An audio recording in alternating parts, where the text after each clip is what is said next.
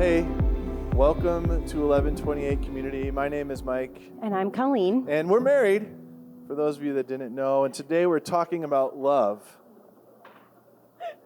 And he has a lot of energy this morning. I've got like a a lot. lot. Of energy. Like it might have been yes. the chai tea pumpkin spice combo that they suggested at Starbucks. I've never had this before. Yeah.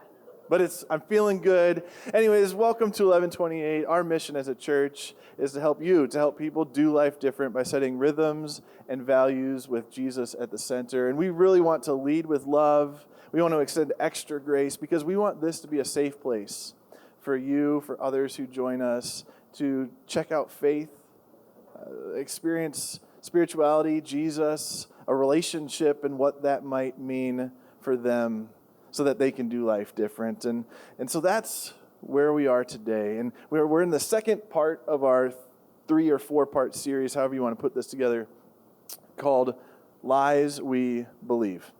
Lies we believe, and this week we are talking about love because there's so many misconceptions, untruths, half-truths, things that we assume about love that may or may not be true.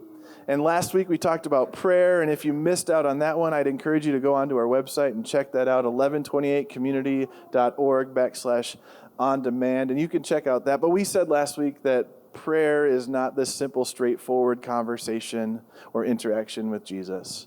It's a messy and unique conversation that God's waiting to have with you.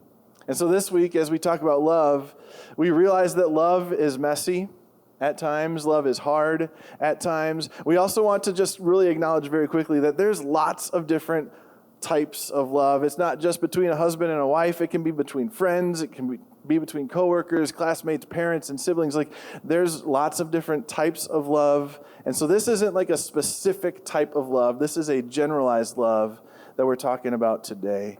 And so just jumping in, love and how I communicate love is maybe different from how you would communicate love. Maybe you'll feel like similar to how I communicate love. Don't take any lessons from me, actually, on how to communicate love. But last school year, we started sending the kids back to school coming out of COVID, and so we had this whole new routine we were getting into. Jonathan was getting ready in the morning and taking the bus to school, and then Julia would have a little bit extra time at home, and Colleen, in the midst of like them getting ready for school, she was also starting a new job where she was leaving and going to her own school.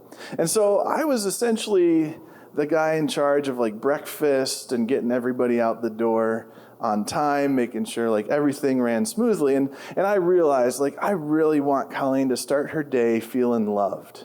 Like, doesn't everybody want to start their day feeling loved? Okay. Let me ask that again. Do y'all want to feel your day or start your day feeling loved? Yeah. Okay, I think we all want that, right? So I'm gonna make sure she really knows how loved she is. And so every morning, for the first, 2/3 of the school year, I got up a little bit early. I hit the power button on the Keurig. I made sure it was filled with water. I dumped a little bit of like her favorite coffee grounds into like the little Keurig cup thing, reusable thing. The reusable, yeah. Reusable, yeah. I wasn't making my own Keurig cups. But I put it in the Keurig. I'd put her favorite cup in there, and then I'd hit like the 12 ounces, like extra bold, and then it would cook and do whatever it does in there. I'm not really much of a coffee guy. You already knew that because I said I had a chai latte this morning. But I made this coffee, and I thought it was great. And it would come out, and then I'd set it on the counter because he puts too much creamer in. Yeah, so yeah. I kind of leave it there at that point. I'd leave it there at that point and let her take it over, right? Like, I did most of the hard work, and I knew she was feeling really loved because I was making this coffee. And about, 6-7 months ago, February, March time, we're 2/3 of the way through the school year, and we were kind of going through something where Colleen was like, you don't really like tell me you love me all that often. You don't show me. And I was like, I show you every day. I show you every day how much I love you by making that coffee. And Colleen says, oh, is that what that is? I thought you were just trying to get me out the door faster. I did. Yeah, true story. And like, love is hard, right? Communicating love is hard, and apparently Colleen wasn't leaving the house feeling loved every morning. She was feeling kicked out, and like I was just like, gosh, I can't wait till she's gone. But really, we do believe this lie that in order to show love, we have to do these big things, these grand gestures. Love, like showing our love, has to be loud. And making coffee might not seem like a grand gesture, but he thought it was. Oh, he it really definitely did. He thought it was. And we see these grand gestures also in the movie. We see like these big proposals or these big demonstrations of friendship, the big surprise party. And it also, on the flip side, we can then expect those things to feel loved. So we believe the lie that we only are loved if we have these big grand gestures, these big things, and that's how we feel loved. And if we don't have them, then we often feel like, okay, who cares about me? Well, and then the other thing too is like those big grand gestures, a lot of times we think like, oh, they're going to feel loved. But we also interpret it as like, oh, they're receiving my love, or I'm good at sharing or showing my love or giving love. And it's not always true either, right? Right. Well, and very honestly, and we already had this conversation, so he knows, back in February, I said very honestly, the way that I would feel loved in the morning is for you to have more patience. Because we're all... I said that. Yeah. She did. It's just, it's opening that wound one more time. Okay. Because, we're both, and our kitchen is not tiny by any means, but we're both in that kitchen. He's trying to do the breakfast. I'm trying to get my lunch together, fill up my water bottle, and get out the door. And often I would feel that impatience or lack of patience, like, yes, okay, please just leave. Yeah, and like where this led us to is this deeper understanding of like love is hard, but like we can do it better. And ultimately we realize that our ability to love it's really rooted, it's deeply connected to our ability and understanding of our relationship with the Father. Your ability to love well, is dependent on your connection with the Father. Your ability to love well, to communicate love, to receive love, to experience love, it's dependent on your connection with the Father. And this part of the Bible that we're going to go into right now, you've probably heard it if you've ever been to a wedding. It's in 1 Corinthians, and it's often used in this context of people getting married. But really, Paul is writing this letter to the people in Corinth because they're not getting along. Like them, in their gathering, their service, they're not getting along. So Paul, he had started the church in Corinth. He had gone there. He had lived with them and then moved on, kept going to other cities. But just a little while after that, he heard like, wow, they're really not doing well. Like they're really struggling. So Paul writes this letter to the Corinthian people that we're going to read today. And in this whole entire letter, Paul is writing about a problem that he sees, and then he's giving like a very practical solution. And really, the point of his letter is that we and the Corinthian people need to see life through the lens of the gospel. And so we're going to jump right into 1 Corinthians 13, and it says, love is patient and kind. So love is patient. It's patient when we're frustrated. It's kind when we're annoyed. Love is patient and kind.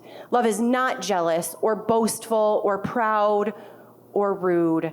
And man, there are some of us in here that we would say, yeah, you know what? We are jealous or boastful. And maybe you're not those, but maybe you're rude. Maybe you get annoyed by things your coworkers do or annoyed by the neighbors' mowing times. and then we're rude. Love does not demand its own way. It is not irritable, and it keeps no record of being wronged. It does not demand its own way. Man, how many times have I demanded that love, whether it's from Mike or a friendship, looks a certain way? It does not rejoice about injustice, but it rejoices when the truth wins out. Love never gives up, never loses faith, is always hopeful, and endures through every circumstance. And I love that Paul ends on that, back to that positive. Love never gives up. Love never loses faith. It's always hopeful, and it endures through everything, even when things are really hard, even when things are really bad.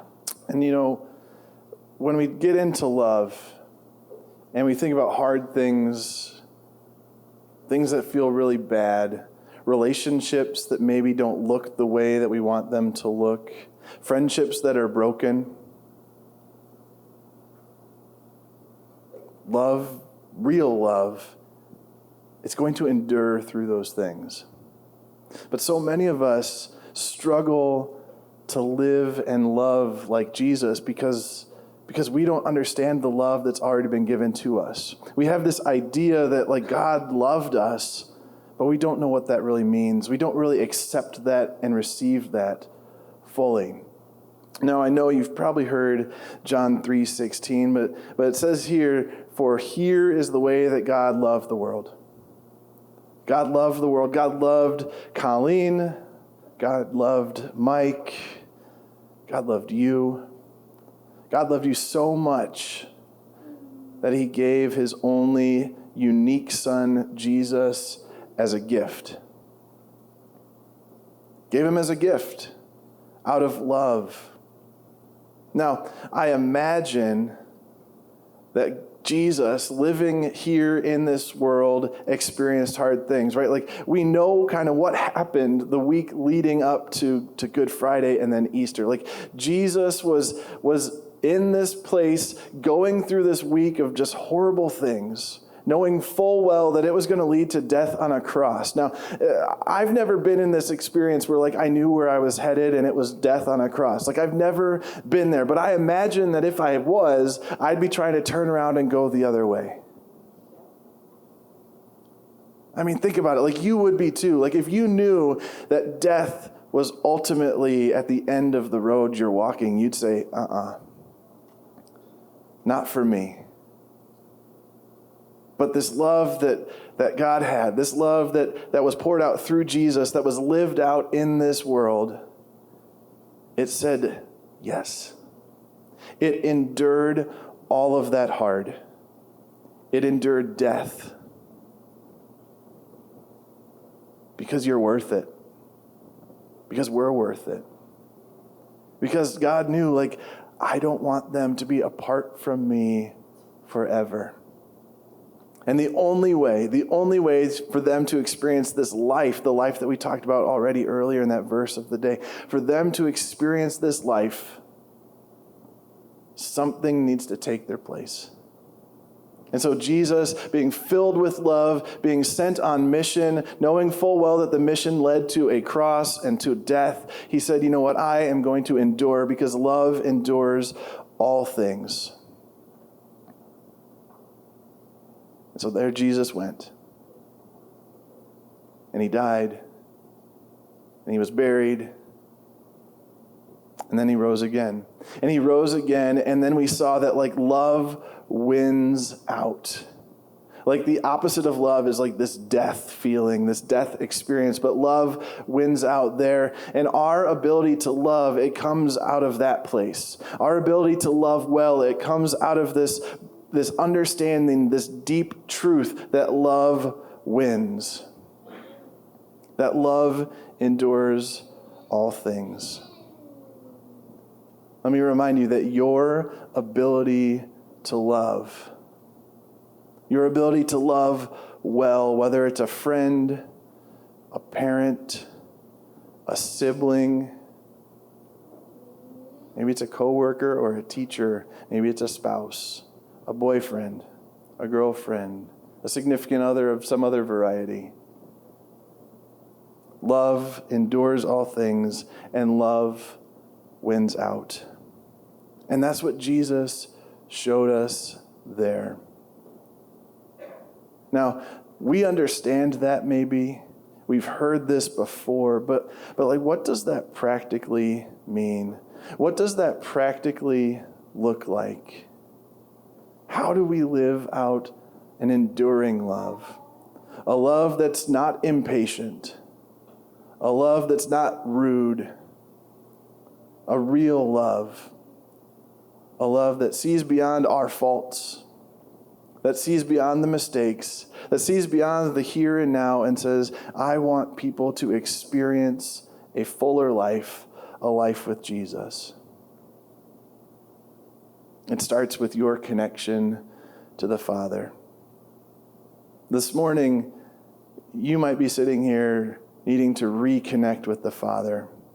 You know, we found that in our relationship, it's hard to love when we don't have a strong connection with the Father. We are better off with each other in our communication and how we show love and feel love when we're better connected to God. And today, if you're struggling to love, whether it's somebody that's really close to you, or maybe it's that person, like Colleen said, that mows their lawn at the wrong time of day when you're trying to get your beauty sleep. If you're struggling to love, the only way to improve that is to improve your connection with the Father. So my challenge, my encouragement to you is to improve your connection. Get into your scripture. Read what Jesus tells us about love. Spend time sitting and praying and saying, God, would you help me to love like you? God, would you help me to deeply understand what it means to love like you? Because God, my ability to love well is dependent on this connection. And I want to love like you. Yeah, what would it look like? How would it change our families, our workplaces, our neighborhoods, our schools? What would it look like if we were able to love well? I imagine we'd have more patience when our child is struggling or when our spouse is having a bad day. I'd imagine we'd have more kindness if a friend is in a really busy season and forgot something that was important to us. I'd imagine we wouldn't be jealous, like if something really good happens to somebody else, but instead we would run to celebrate them too. I know I would be less rude. I would be less rude if I'm loving well. And if I'm loving well, I know that I will see people around me, even if it's just a smile and a hello. Our spaces that we are in will be different. If we're connected with the Father, if we lean into that relationship, if we stay connected, they will change. It has to change. And that's the kind of impact that we want to leave on this world. And God doesn't ask you to just love well and to be like okay with how you're doing it. God asks you to love more and more like he loved you first. So we all have room for improvement today. We could all love better. And if you want to love better, if you want to love well, it's going to depend on your connection to the Father.